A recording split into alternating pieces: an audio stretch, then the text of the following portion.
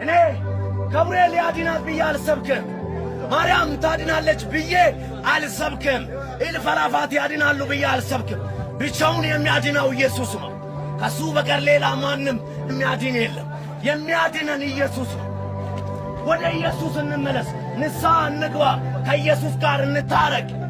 መጽሐፍ ቅዱስ ሲናገር እንዲህ ይናገራል፣ የዓለምን ኃጢአት የሚያስወግድ የእግዚአብሔር በግ አለ።